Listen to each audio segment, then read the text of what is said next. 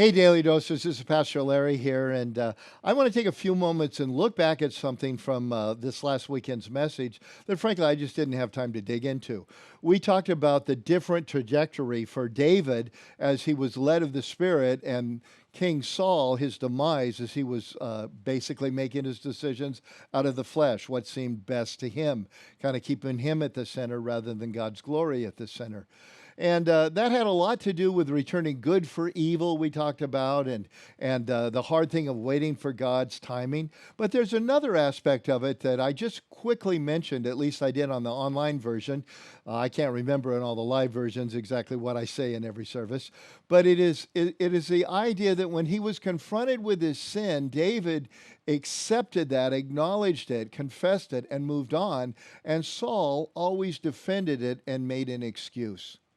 And the simple thing we've got to remember is when we're talking about David and Saul and all of this, over and over we've been telling you the hero of the story is God, not David.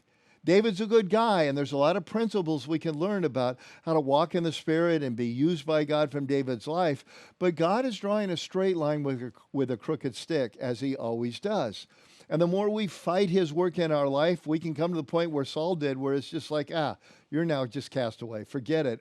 Or like David, we can get off track and get back on track. And that's what we're going to see in the distant future as we continue on this series.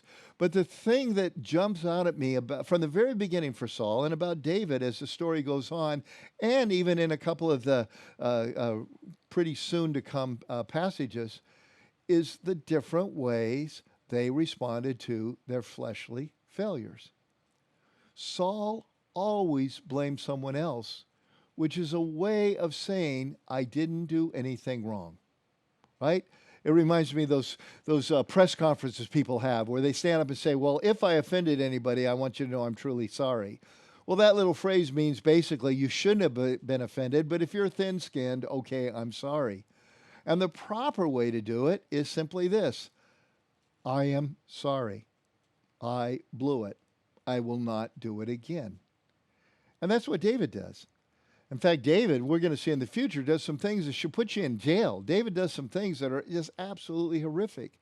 And when he's called on it, he simply says, I have sinned. He accepts the consequences. And nowhere does he blame someone else. Now, let me get real practical in this. This isn't just about the big stuff we do. What about applying it to all the little stuff we do? In fact, what about applying it to where it's hardest? At our home, in our loved ones, in our life group. You see, it is so easy to defend myself when I've hurt somebody or done something wrong. And it is so biblical to look in the mirror, take responsibility, and to make the decision in the power of the Spirit, I'm not going to do the same thing next time. That makes all the difference in the world.